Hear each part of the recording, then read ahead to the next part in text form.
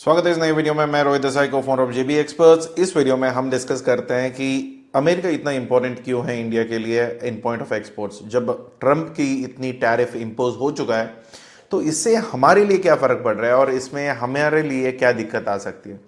देखिए, आज के टाइम पे जितना दर्द एक मैन्युफैक्चरर या कंपनी को होता है जब उनका क्लाइंट खो जाता है या क्लाइंट बोलता है कि मुझे आपसे नहीं खरीदना, तो क्या लॉस हो सकता है, वही लॉस यहाँ पे इंडिया भी फेस कर रहा है। हमारे लिए यूएस एक बहुत बड़ा क्लाइंट था और हम उसको बहुत सारे प्रोडक्ट्स बेचते थे। अभी उसके ऊपर आज के टाइम पे ट्रंप जो प्रेसिडेंट है उन्होंने इम्पोज कर दिया है जो टैरिफ रेट्स हैं, और उसके सामने हमारे इतनी सारी प्रोडक्ट्स जो हम लोग एक्सपोर्ट करते हैं और ये सारी करीब करीब सारी इंडस्ट्रीज इफेक्ट होने वाली है। क्योंकि रेसिप्रोकल टैरिफ रेट्स यहाँ पे आप देख सकते हो।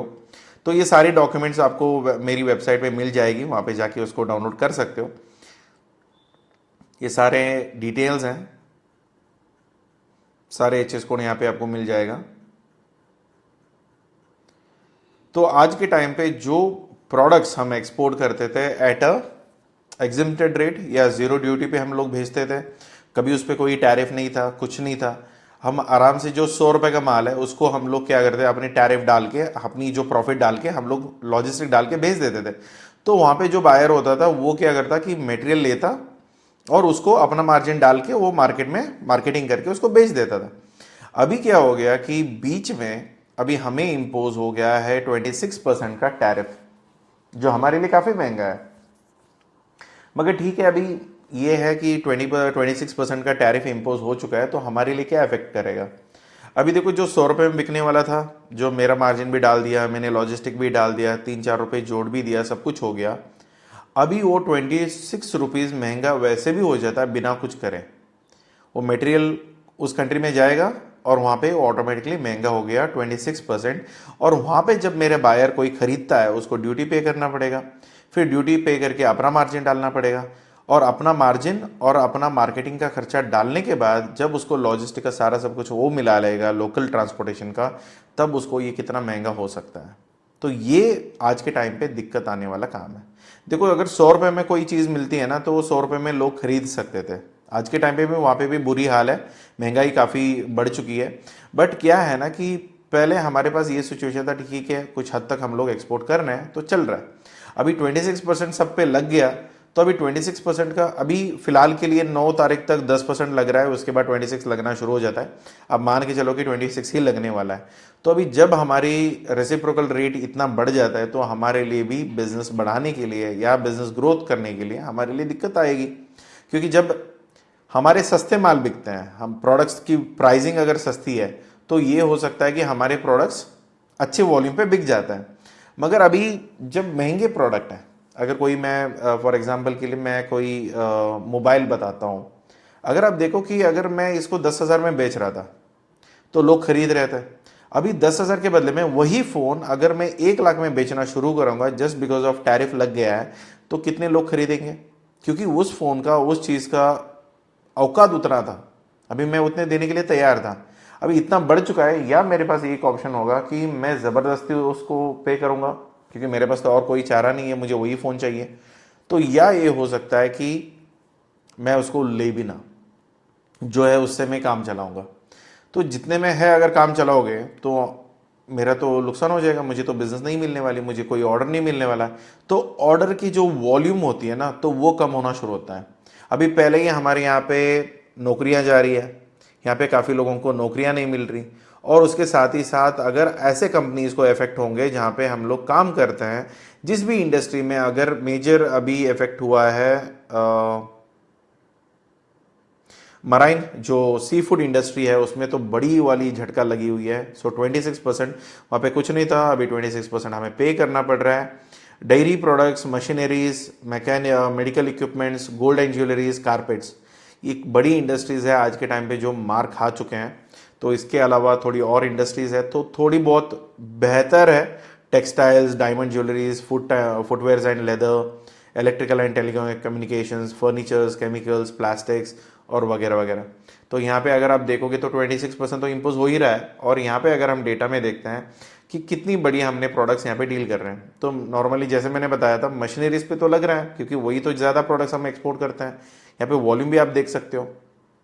ये क्या है ना, ये सारी चीज़ें ये लाखों में है। जब भी आप इसको वैल्यू में देखोगे, ये प्राइस जो है ना, ये रुपए में नहीं है, ये लाख में है। इसको सामने अगर आपको लाख में कितने जीरोज आते हैं वो पता है, तो इसके सामने उसको जोड़ो, तो फिर आपको पता चल जाएगा कितना बड़ा झटका लगने वाला है। तो हर एक इंडस्ट्री के ऊपर इतना वॉल्यूम पे हम लोग एक्सपोर्ट कर रहे थे, अभी वो आएगा, कटेगा, क्योंकि वो प्राइसेस इतना बढ़ चुके हैं तो लोग खरीदने के लिए तैयार नहीं होंगे, और उनका जो नेसेसरीज ऑर्डर्स है वो अपने यहाँ पे बनाना भी शुरू कर सकते हैं। या ऐसा हो सकता है कि हमारे यहाँ पे अगर वो बना नहीं सकते तो खरीदेंगे उतना ही जितना उसको ज़रूरत है। ज़्यादा एक्सेस ऑर्डर आ रहा है, ज़्यादा हमारी ग्रोथ हो रहा है, तो ऐसा कभी नहीं होता है। देखो बेसिक सिंपल कॉन्सेप्ट आप ये समझ के चलो कि घर में 100 रुपये है, और 100 रुपये में अगर मुझे पूरा महीने भर निकालना है, तो फिर ये एज्यूम्शन के लिए बोल रहा हूँ, तो 100 रुपये मुझे सब कुछ निपटाना है, तो फिर अभी सोचो ना कि आपके पास पैसे कम है, तो उसके सामने आप जब खरीदारी करोगे तो सोच समझ के करोगे। पहले ही गरीबी है, पहले ही सारा खर्चे बढ़ चुके हैं, तो उसके ऊपर अभी जो मैं खरीदने जाऊंगा उसके ऊपर 25% या 26% बढ़ गया, तो मैं वो लेने में भी हिचकिचाऊंगा।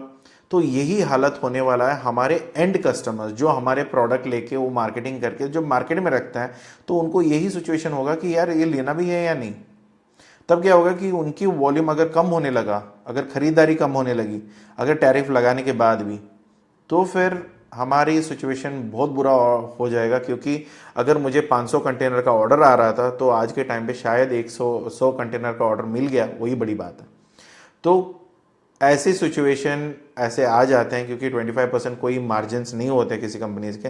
हम दोनों इकट्ठे मिलके हमने 7% पे हम लोग कमाते थे।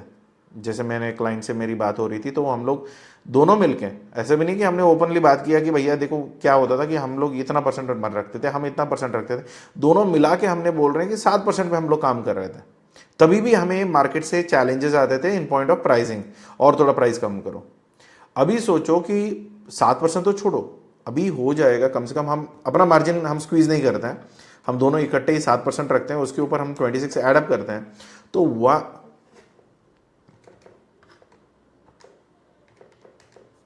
ऑलमोस्ट 33% का प्राइस बढ़ जाएगा। अभी लोग जो 7% के लिए रो रहे थे, तो अभी वो 33 दिल खोल के थोड़ी ना देने वाले, तो ऑर्डर्स और कम होंगे। ऑर्डर कम होगा तो हमारी प्रोडक्शन तो यहाँ पे सेटअप है, तो इतनी रॉ मटेरियल, इतनी प्रोडक्शन प्लानिंग, इतना सब कुछ अभी झटका लग गया। अभी रॉ मटेरियल्स खत्म करने में, क्योंकि वो तो बड़ा मार्केट था ना, यूएसए तो बहुत बड़ी मार्केट है। यहाँ पे आप देख सकते हो पूरी वॉल्यूम अगर आप टोटल अप करोगे ना, तो ये वॉल्यूम आप देखो यहाँ पे कितना बड़ा वॉल्यूम पे हम लोग काम कर रहे हैं। और इतनी प्रोडक्ट्स हम जब एक्सपोर्ट करते हैं किसी देश से, इसकी कितनी एम्प्लॉयमेंट डिपेंड होती है। और इतना प्रोडक्ट्स हम लोग जब एक्सपोर्ट करते हैं, तो इसका कितना चैलेंजेस हमें इकोनॉमी में पड़ेगा।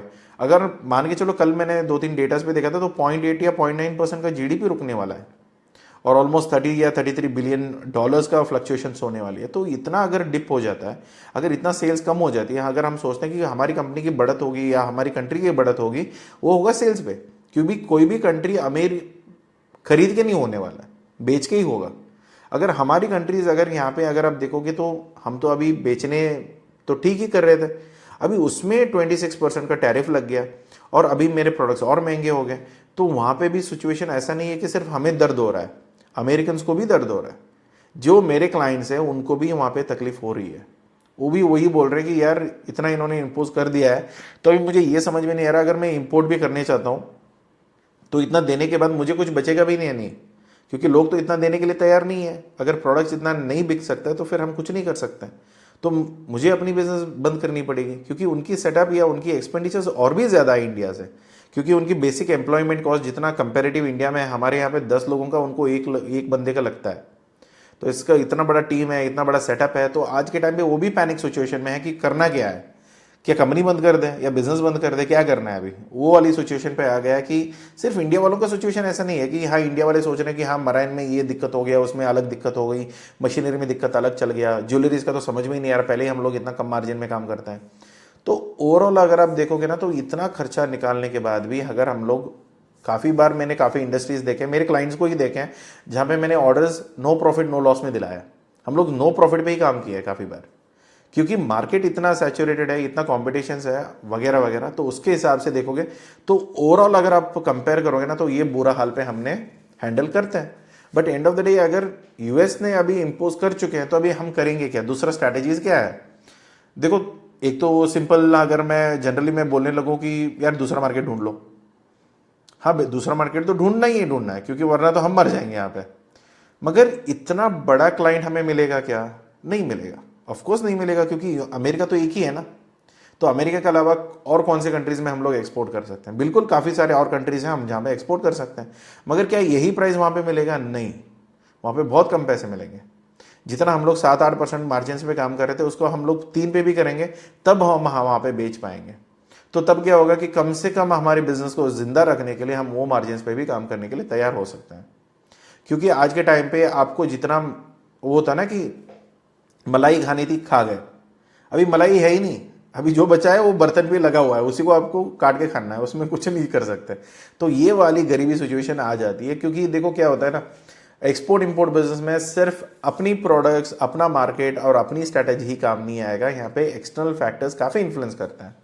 जब कोई प्रेसिडेंट या पीएम टैरिफ इंपोज कर देते हैं तो फिर उसके बाद ग्लोबल इफेक्ट कितना होगा ये सबको पता है।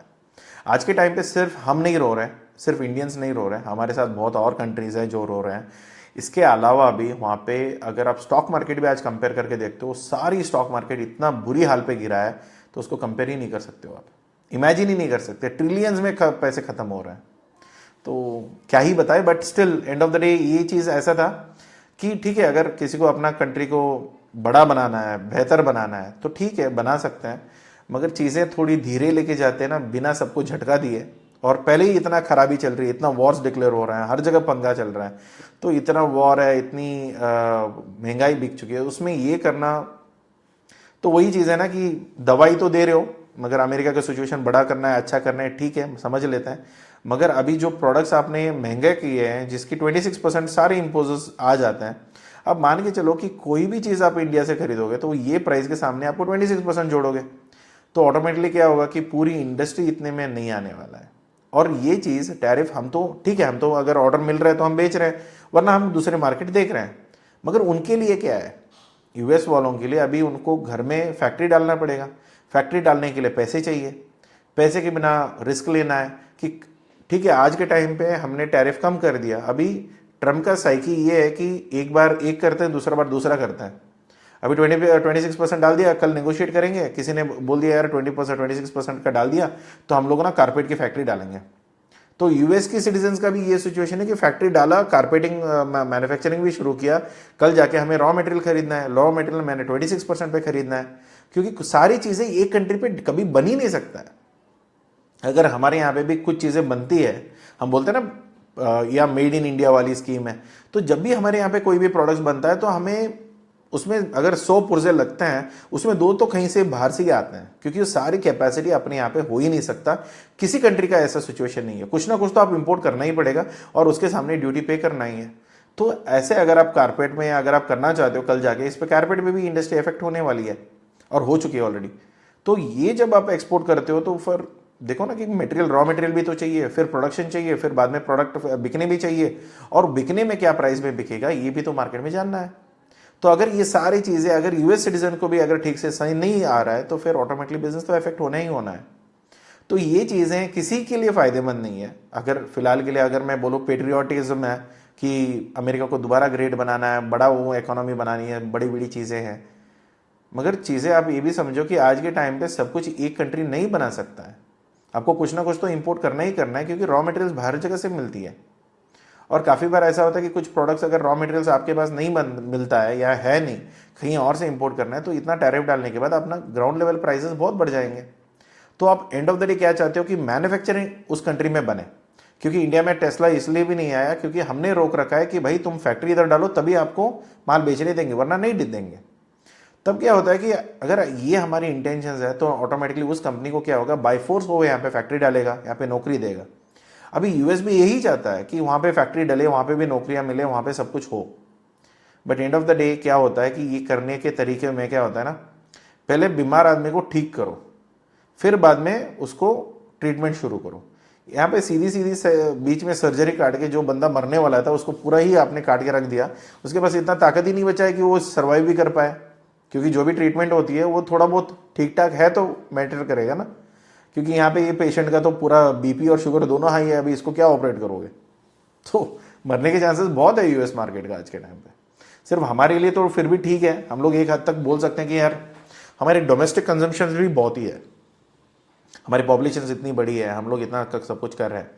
बट देखो क्या है ना, फार्मास्यूटिकल प्रोडक्ट्स है, बाकी सारी चीज़ें यार, एक दो चीज़ों के नहीं है, इतने सारे प्रोडक्ट्स है। ऑलमोस्ट हम लोग 97 प्रोडक्ट्स मैंने यहाँ पे लिस्ट है। अगर 97 कितने एच कोड होता है ओवरऑल, अगर आप देखोगे तो 99 एच कोड्स होता है। 99 एच कोड्स में हम लोग 97 प्रोडक्ट्स यहाँ पे डील कर रहे हैं, तो क्या ही बच गया यार, सब कुछ तो हम कर रहे हैं इनके साथ। तो ये पूरी इंडस्ट्री इफेक्ट होने वाला है। अगर यहाँ पे देखोगे ना सीरियल वाइज, अगर थोड़ी मैं इसको वापस कर लूँ, इसको मैं एच एस कोड के वाइज अगर मैं कर देता हूँ,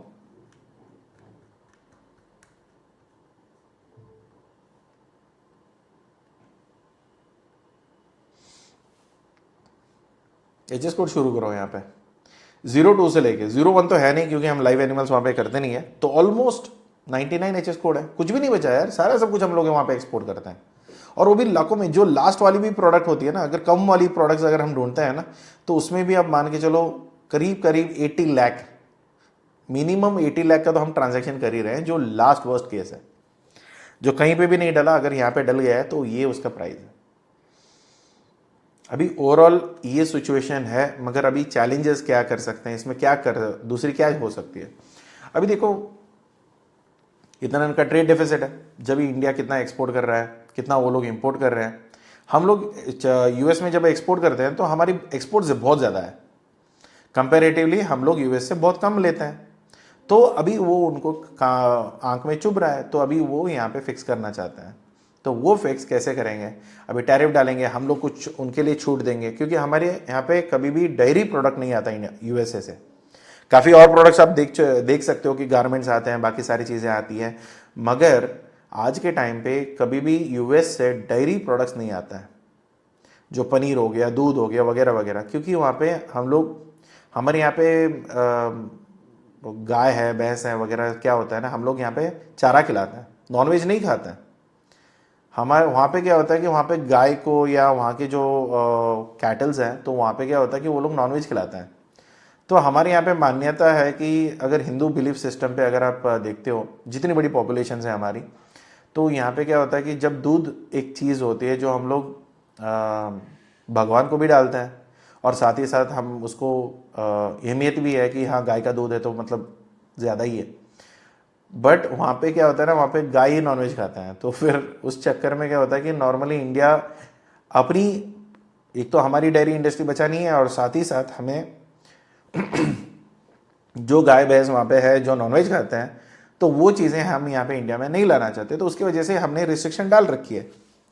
तो ये प्रोडक्ट्स अगर अभी वो चाहते हैं कि हाँ ये टैरिफ हटे, हमें नेगोशिएट करें, फिर यहाँ पे 0 to 00% में हम लोग बैटल ग्राउंड लेके आएंगे। यूएस का प्रोडक्ट इंडिया में 0 ड्यूटी में आएगा, और इंडिया का प्रोडक्ट यूएसए में 0 ड्यूटी में जाएगा। जैसा कल अर्जेंटीना का साइन हुआ, अर्जेंटीना का था क्या, हाँ अर्जेंटीना ही था, जो 0% टैरिफ रेट है उनका, क्योंकि अभी यूएसए से जब इंपोर्ट होगी तो 0% पे होगा, और अर्जेंटीना से जो भी यूएसए जाएगा वो कम्प्लीटली 0% पे होगा। तो ये टैरिफ रेट्स अभी काफ़ी सारे न्यूज़ में आ रहे हैं कि हाँ वियतनाम भी कम करने वाला है, यूएसए इंडिया भी कम करेगा। तो फिर हमारे लिए क्या होगा, जब हम लोग टैरिफ कम करते हैं तो फिर हमारी इंडस्ट्री भी सफ़र करेगी। हमें ऐसा भी नहीं है कि एकदम कम करेंगे तो उनका प्रोडक्ट सारे इंडियन मार्केट में आ जाएगा और हमारी डोमेस्टिक मार्केट मर जाएगा। तो ऐसे ही करके हमें देखना है कि कौन सा मार्केट ठीक है, कैसे चल रहा है, वगैरह वगैरह, वरना फिर हमारे लिए भी दिक्कत हो सकता है। तो ठीक है, but end of the day ये सिचुएशन हमारे सामने है। हम जितनी बड़ी एक्सपोर्ट यहाँ पे कर रहे थे और जितना बड़ा हमारा बिजनेस यहाँ पे बड़ा होने वाला था, बट वो सिचुएशंस थोड़ी चेंज होगी, टैम्पर होगा। अभी जैसे जैसे हम लोग एक्सपोर्ट प्रमोशन काउंसिल के साथ भी बात कर रहे हैं, वहाँ पे भी देख रहे हैं कि क्या चीज़ें वो लोग सॉर्ट कर रहे हैं, और साथ ही हम ये देख रहे हैं कि कैसे उसको मैनेज करा जा सकता है। तो देखते हैं कि आगे जाके कैसे कैसे चीज़ें होती हैं। ये सारी उसकी कैलकुलेशंस वगैरह है, तो इसकी चीज़ें समझने की ज़रूरत नहीं है, जहाँ तक मैं आपको समझता हूँ। तो इतने सारे डिटेल्स में आप जाओगे भी नहीं, और उसकी ज़रूरत नहीं है। मगर एक चीज़ आपको देखना है कि इसमें ये दोनों डॉक्यूमेंट्स मेरे वेबसाइट में यहाँ पे डले हुए हैं, आप जाके इसको डाउनलोड कर सकते हो। मगर आप एक काम करना है कि ये सारे डॉक्यूमेंट्स में ना आप अपने एच एस कोड ढूंढ लेना कि अगर आपका एच एस कोड यहाँ पे है तो क्या टैरिफ वहाँ पे इम्पोज होगी। तो आप ये मत सोचना कि ये 10% का है, ये सिर्फ 5 से 9 तारीख तक ही 10% का रहेगा। 9 तारीख के बाद ये 26% पे आ जाएगा। तो फिर आप वो देख लेना कि अभी इंडियन गवर्नमेंट क्या कर रहा है। अभी नेगोशिएट तो हम भी पहले से ही कर रहे हैं, तो अभी देखते हैं कि कितनी नेगोशिएशन हो जाती है, क्या अग्रीमेंट्स वहाँ पे फाइनल होते हैं, क्या अग्रीमेंट्स वहाँ पे उनके प्रोडक्ट्स इंडिया में अलाउ किया जाता है या तो ड्यूटी एग्जिबिशंस पे। तो यही चीज़ बाकी जगह अगर आप कंपेयर करोगे तो यहाँ पे देखो पाकिस्तान की हालत 29% है। अभी जहाँ इंडिया 26% पे है वहाँ पे पाकिस्तान 29% है। तो उनकी हालत देखो, या कई और की कंपनी कंट्रीज़ की अगर आप हालत देखोगे जो हमारे लिए बड़ी कंपटीशन है, कुछ चीज़ों में तो वियतनाम 46% है, राइट। यही चीज़ आप बांग्लादेश में साथ देखो एक बार, गारमेंट्स में तो हमारी कॉम्पिटिटर्स है बांग्लादेश 37%। तो आज के टाइम पे देखो ये तो बहुत बुरा न्यूज़ है। मैं ये नहीं बोलता कि हाँ यहाँ पे खुशी मनाना चाहिए 26% का इंडिया में लग गया है। तो ठीक है अभी 26% हमें लगा है, मगर हमारे सामने ये भी तो देखोगे ना कि चाइना को कितना लगा हुआ है। इनको तो पहले ही 20% डाल दिया था उसने, ट्रम्प ने यहाँ पे ऑलरेडी 20% लगा था, उसके ऊपर और 34। मतलब ये है कि ऑलमोस्ट यहाँ पे 54% का ड्यूटी लग गया है चाइना पे। अभी ये नेगोशिएट करेंगे या बात करेंगे, क्या करेंगे इन्हीं को पता है। बाद में देखते हैं क्या क्या क्या न्यूज़, क्योंकि ये आके ही 1-2 दिन ही हुआ है, तो अभी भी लोगों को समझ में नहीं आ रहा है कि करना क्या है। तो फिर अभी देखते हैं कि हमारी इंडस्ट्रीज प्रोटेक्ट करके, हमारे फार्मर्स प्रोटेक्ट करके हम लोग अपनी बिजनेसेस कितनी लेवल तक हम लोग कॉम्प्रोमाइज कर सकते हैं ऑन टैरिफ रेट। क्योंकि टैरिफ एक बहुत बड़ी चीज़ होती है। जब अगर किसी को आप अपनी दुकान में आके धंधा करने में बोलोगे ना, वो अपना दुकान ही ना खा जाए, बस वो चीज़ें ध्यान में रखना है कि वही चीज़ मुझे लगता है कि हाँ गवर्नमेंट ऑफ इंडिया भी शायद सोच रहा है। तो ये चीज़ें एक बार सॉर्ट आउट हो जाता है तो देखते हैं कि बाकी कंट्रीज़ क्या कर रहे हैं। अभी न्यूज़ मिल रहा है कि वियतनाम ने 46% का वे ऑफ दे दिया, मतलब 46% जो हम लोग एक्सपोर्ट ड्यूटी उन्होंने डाला हुआ है, तो वो लोग भी डायरेक्टली यहाँ पे भी अपने लोकल में भी वो 46% का एक्सपोर्ट्स फ्री कर देंगे। तो काफ़ी कुछ नेगोशिएशन चलना शुरू हो जाता है। तो फिर इसके बाद ये पता चलेगा कि हाँ टैरिफ रेट्स कैसे मैनेज करेंगे वगैरह वगैरह, तो फिर ये चलने वाला है। तो ऑलमोस्ट 57 कंट्रीज़ यहाँ पे लिस्टेड है। इसमें कुछ प्रोडक्ट्स इंडिया के भी अभी तक उन्होंने नहीं बताया उस इंडस्ट्री सेगमेंट में या फार्मास्यूटिकल्स में, ये अभी तक उन्होंने कुछ डिसाइड नहीं किया। जो जैसे चल रहा है वो ऐसे ही चलेगा। मगर कुछ प्रोडक्ट्स है जिस इंडस्ट्री में अभी डिस्ट्रप्शन आ चुका है, जहाँ पे इफेक्ट होने वाला है, तो वो आगे जाके पता चलेगा कि कितनी लेवल पे हम लोग कॉम्प्रोमाइज़ कर सकते हैं या उसका मिड ग्राउंड क्या हो सकता है, या 26% फ्लैट डलेगा ही डलेगा, इसमें कोई और चारा नहीं है। तो अगर ऐसा है तो आप दूसरा मार्केट ढूंढना शुरू करो, बात करना शुरू करो। क्योंकि ये होता है नॉर्मली एक्सपोर्ट इंपोर्ट बिजनेस में, ये एक बड़ा प्रॉब्लम है कि अगर आप एक मार्केट पे ही डिपेंडेंट रहते हो तो फिर वहाँ पे काम खत्म होने चांसेस काफ़ी ज़्यादा हो जाता है। क्योंकि ये आपके लिए एक बड़ा केस स्टडी भी है और ये आपके सामने लाइव एग्जाम्पल भी है। तो ये देख लीजिए।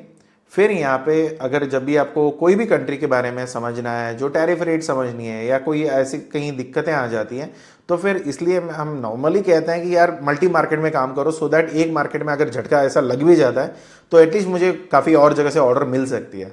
मगर ये बहुत बड़ा का अच्छा क्लाइंट था, अभी चला गया तो चला गया, अभी क्या कर सकते हैं।